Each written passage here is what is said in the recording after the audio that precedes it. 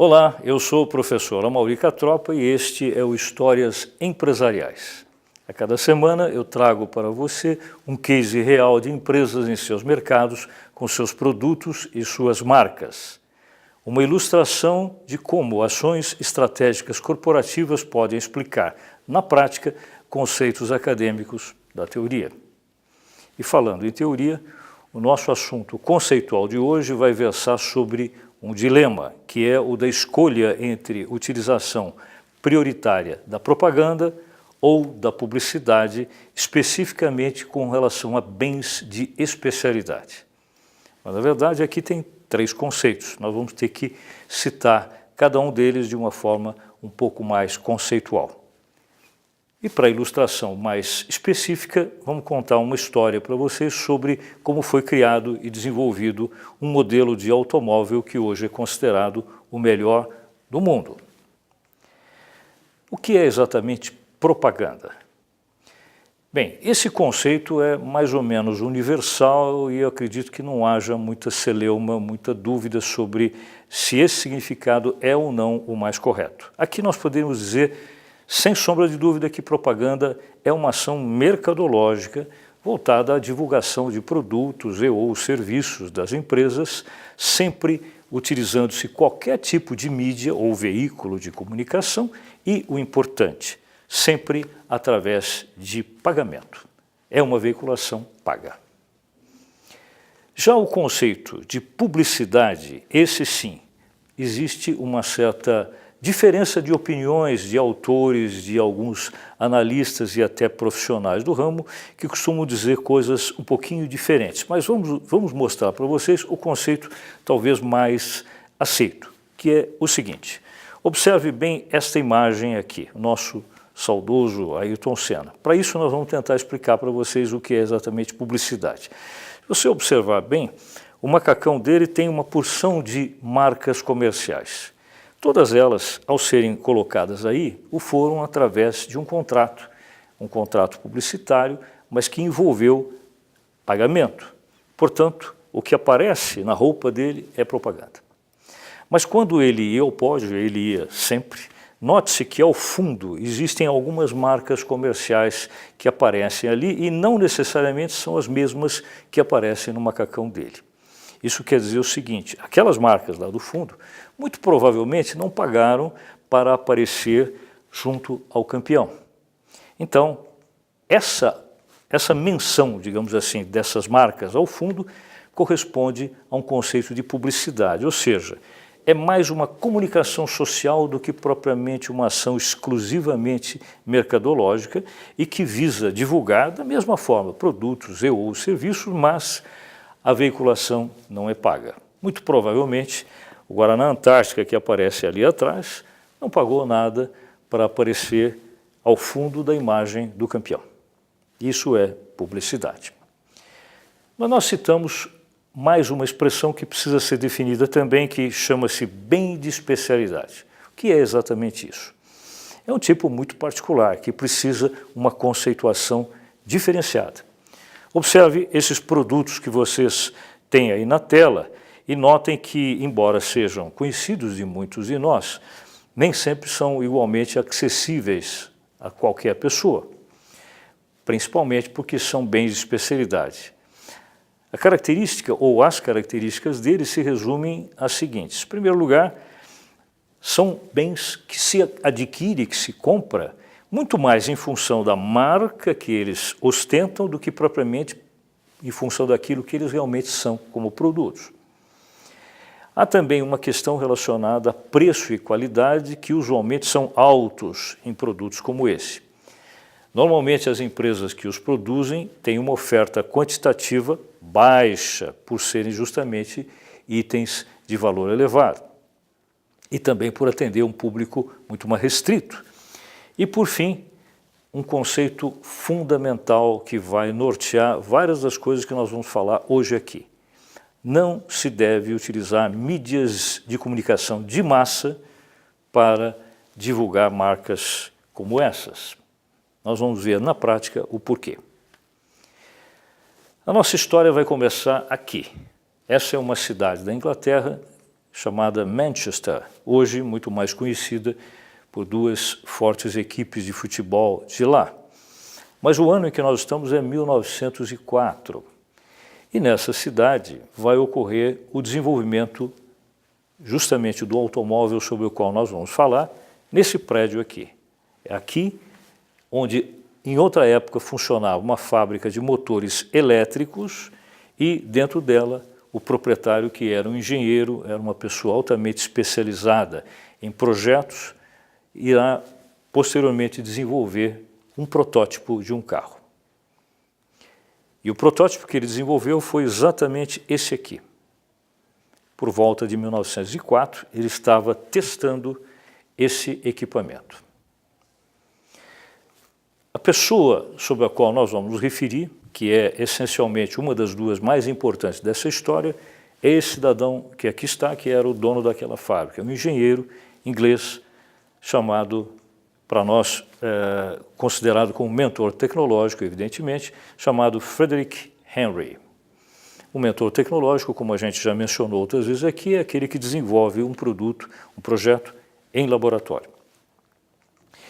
Mas essa outra figura, esse outro personagem, terá uma importância crucial também, porque, embora no início ele não conhecesse Frederick Henry, vai conhecê-lo em seguida, era um inglês também, portanto também inglês, mas trabalhava em Londres. Era um aristocrata, um comerciante muito rico, e para nós ele vai ser o nosso empreendedor de negócios. Chamava-se Charles Stewart. A união dos dois aconteceu da seguinte forma. O primeiro, que é justamente o Frederick Henry, comunicou ao segundo, a quem ele não conhecia pessoalmente, que havia desenvolvido aquele projeto e gostaria de mostrá-lo com a intenção de, quem sabe, ele ser comercializado em Londres. Essa imagem que vocês veem aqui aconteceu no dia 4 de maio de 1904. E essa é uma data histórica, porque o encontro entre os dois, Charles Stewart e Frederick Henry, ocorreu da seguinte forma. Esse carro que vocês estão vendo aqui nada mais é do que aquele protótipo já um pouco mais acabado. Nesse dia, Charles Stewart, que havia chegado de viagem de Londres a Manchester, pediu a Frederick Henry que o levasse a fazer um passeio pela cidade para conhecer o equipamento, para conhecer o funcionamento do carro. Especificamente, depois dos dois se sentarem ali, a história conta que ficaram em silêncio durante alguns minutos e, de repente, Charles Stewart, um pouco apressado, disse: olha, eu preciso voltar a Londres logo. Então, você poderia, por favor, ligar o motor do carro? E foi aí que Frederick Henry respondeu: mas o motor do carro está ligado já há uns 5 minutos. Foi a partir dessa constatação que Charles Stewart decidiu investir capitais consideráveis no negócio conduzido por Frederick Henry, porque ele percebeu que havia um diferencial competitivo importante. O motor desse carro não tinha praticamente nenhum ruído e também nenhuma trepidação. Basta a gente ver que nos dias de hoje, passados mais de 100 anos, é comum que carros em produção comercial tenham bastante ruído no motor e também trepidação considerável. Então, já na época, isso foi um diferencial muito grande. A história conta, inclusive, que nesse instante Charles Stewart teria pronunciado uma frase que hoje faz parte da história do desenvolvimento desse carro. A frase teria sido essa daqui: "That's a ghost engine." Ou seja, olhando o modelo que especificamente mostramos no slide anterior, o que vocês estão vendo aqui não é uma réplica, é talvez o único que exista no mundo, o único exemplar que exista no mundo que ainda é remanescente da época, muito bem conservado.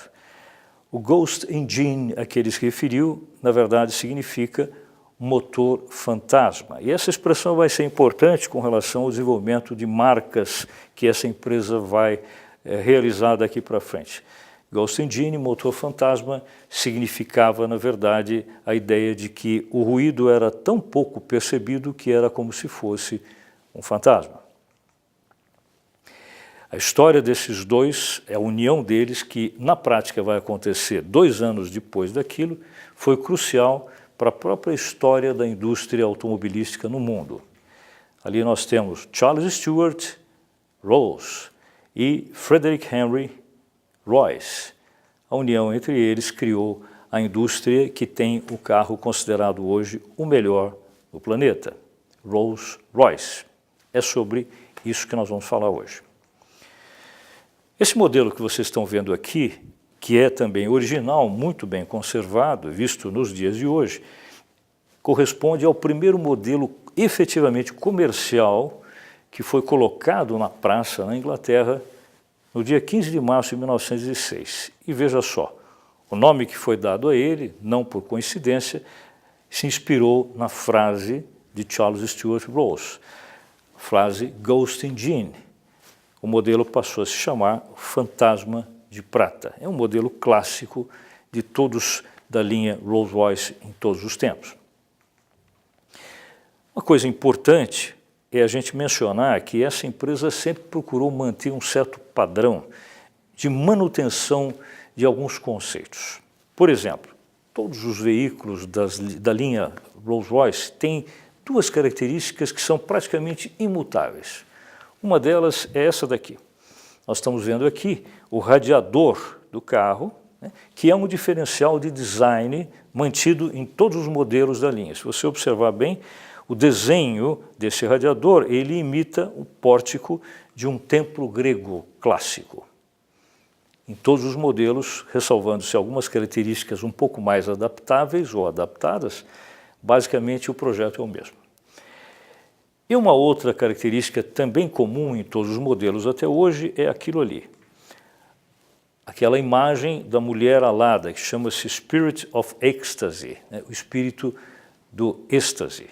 Essa figura que vocês estão vendo ali de uma mulher com asas se preparando para alçar o voo. Sobre tudo isso que nós mencionamos até agora, é importante a gente começar agora a aplicar alguns conceitos que a empresa adotou ao longo do tempo sobre a escolha entre utilizar propaganda ou publicidade.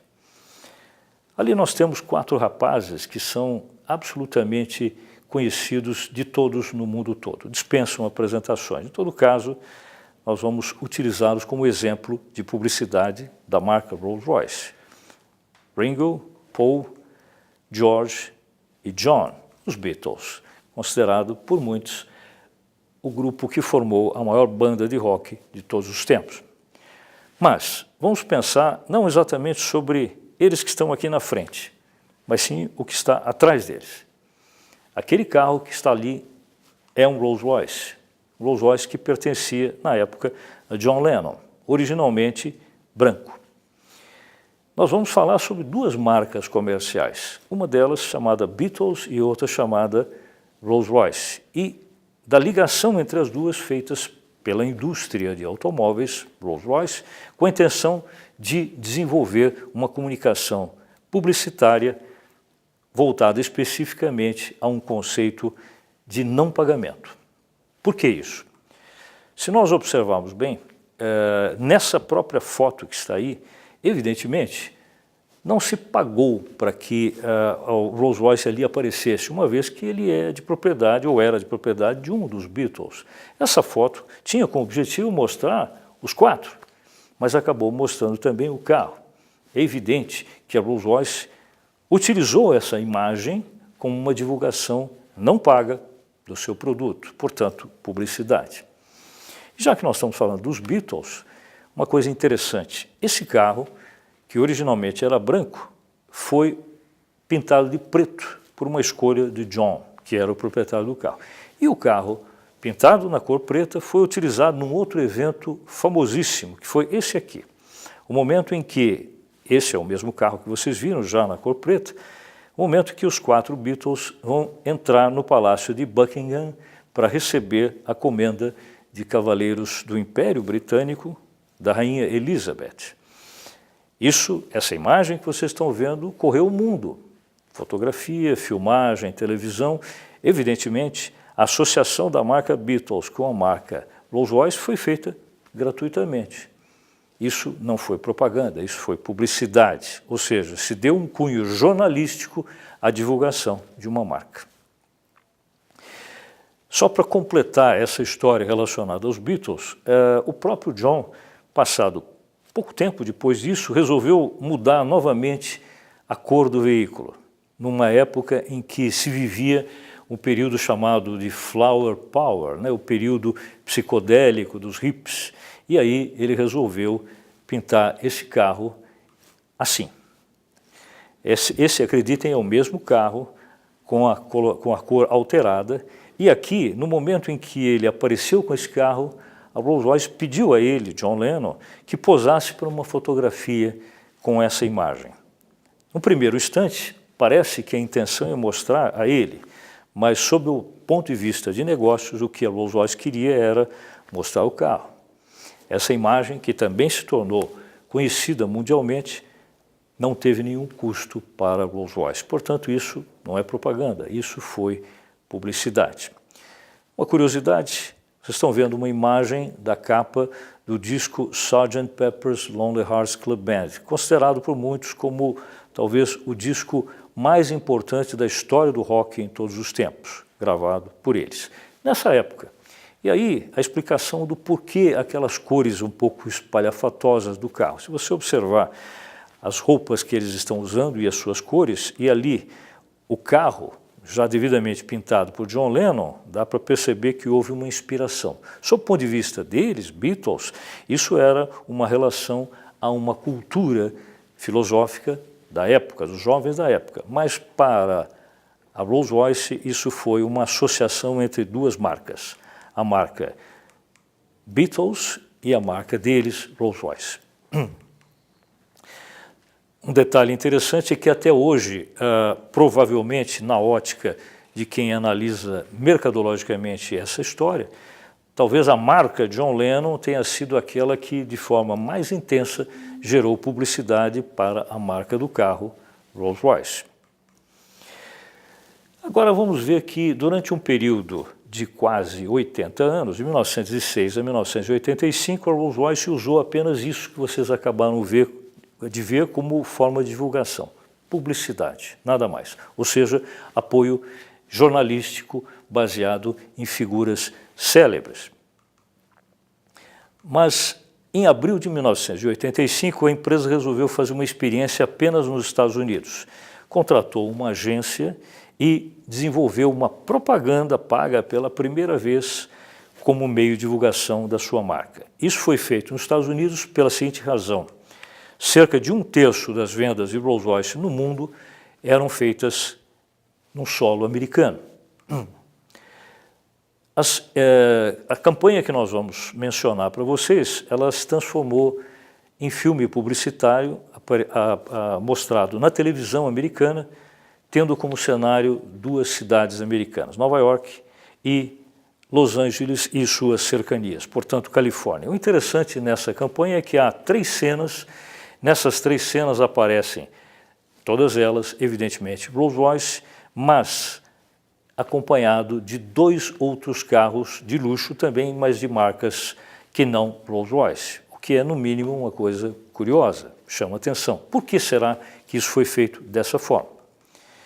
Vejam as imagens dessa campanha. Essa aqui é a primeira delas, onde, no trânsito pesado da cidade de Nova York, aparece aqui um Rolls-Royce, e ali ao lado, notem, um Mercedes como coadjuvante. Mas a campanha é Rolls-Royce ou é Mercedes? Evidente que é da primeira, mas o que mais chama atenção nessa imagem é não o carro Mercedes ou o carro Rolls-Royce, mas sim o comportamento do motorista do Mercedes. Notem que ele está muito mais concentrado em observar quem é a pessoa que está dirigindo o Rolls-Royce do que propriamente em observar o carro. O foco dele maior era talvez um foco relacionado a uma certa inveja, um certo ciúmes, de ver que tem alguém que possui um carro que ele não pode ter. Segunda imagem da mesma campanha foi feita em Beverly Hills, uma das áreas mais sofisticadas de Los Angeles, e ali de novo um Rolls-Royce e agora um BMW e o motorista também com a mesma postura, interessado mais em ver quem está dirigindo o carro ao lado do que propriamente observar o próprio carro. Terceira e última imagem dessa mesma campanha, de novo na Califórnia, agora se vê em mãos de direção contrárias um Rolls-Royce e um Mercedes novamente. Observe que o motorista do Mercedes atento muito mais a quem está conduzindo o carro inglês do que propriamente ao próprio carro. O fato é que essa campanha tinha um foco diferenciado. O que nós queremos fazer agora é desenvolver uma reflexão sua que está em casa a respeito do seguinte: o nosso desafio é entender e interpretar qual é a mensagem que está por trás dessa campanha publicitária que nós acabamos de mostrar para vocês. Nem sempre as mensagens são claras. O que você entendeu que se quis dizer com isso? Bem, enquanto nós vamos pensando juntos, eu vou já mostrar, para adiantar o expediente para vocês, quais foram as interpretações dadas a essa campanha, pelo menos sob o ponto de vista de quem a fez. A primeira delas é que o objetivo principal era tentar descaracterizar a ideia de que Rolls-Royce era uma obra de arte, embora fosse considerado assim por muitos, mas a intenção da empresa era diversificar um pouquinho essa interpretação. Uma segunda interpretação também era quebrar um pouco o paradigma de que Rolls-Royce era apenas exclusivamente um símbolo de status para quem o possui. Mais uma interpretação também que se quis dar foi a de que, ao contrário do que se costumava dizer, Rolls-Royce não é apenas um artigo para colecionadores de itens de luxo. Na verdade, a interpretação da campanha estava focada na ideia de mostrar que, assim como em 1906, 1904, no período em que o carro foi observado pela primeira vez por Charles Rolls e depois fabricado, foi percebido que ele era efetivamente um carro, um excelente carro, e que hoje ele era nada mais nada menos do que o melhor carro do mundo. Esse era o foco essencial dessa campanha. Outra interpretação importante é que, ao se colocar coadjuvantes como carros da marca BMW e Mercedes duas vezes, a intenção era mostrar que um carro Rolls-Royce equivale a dois carros de outras marcas. E também queria-se dizer que quem tinha capacidade de ter dois desses carros provavelmente poderia ter um Rolls-Royce, sob o ponto de vista financeiro. Uma outra interpretação importante também com relação a aparecer a marca Mercedes e a marca BMW ao lado do Rolls-Royce era baseado numa pesquisa que havia sido feita que mostrava que a maior parte das pessoas muito ricas nos Estados Unidos tinham em suas garagens vários carros. E os carros que mais apareciam lá eram esses dois. Então a ideia era despertar a atenção e o interesse de quem possuía esses carros para que eles talvez se interessassem em possuir um Rolls-Royce. Mas o importante em qualquer campanha publicitária, a gente sabe, não é o brilhantismo das ideias. Essa campanha foi considerada muito bem preparada, muito bem apresentada, mas isso tudo é menos importante do que os resultados. Esse sim, uma campanha boa é aquela que vende. Quais foram os resultados que essa campanha realmente apresentou? Então vamos ver.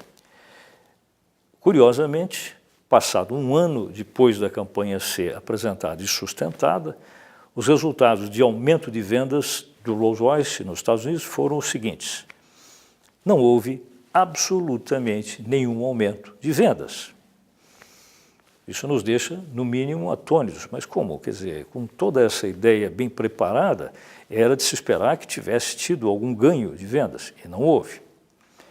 Mas o mais surpreendente nessa história mesmo é que não só Rolls-Royce não teve aumento de vendas, mas esses dois carros que apareciam na campanha publicitária, que eram coadjuvantes, tiveram. Tanto a marca Mercedes como BMW passaram a ter vendas maiores depois dessa campanha. De novo, uma série de interrogações. Mas como é que se explica isso? O que isso significa, na verdade? Bem, a interpretação com relação a isso poderia ser traduzida em simples palavras. A maioria das pessoas que viu essa campanha pela TV, ao invés de entender que a campanha era da Rolls-Royce e a intenção de focar especificamente quem era proprietário de Mercedes e BMW se interessar em comprar Rolls-Royce, aconteceu o contrário. Veja só, a campanha acabou atingindo pessoas que não tinham nenhum desses carros, nem Mercedes nem BMW, mas que tinham provavelmente algum capital e, a partir da visualização desses filmes publicitários, entenderam que, ao contrário do que se pretendia, a ideia era de que Mercedes e BMW eram carros tão bons quanto Rolls-Royce e que provavelmente a campanha era para desenvolver essas duas marcas e não Rolls-Royce. Consequentemente, aumentou-se a demanda com relação a essas duas marcas e as vendas também.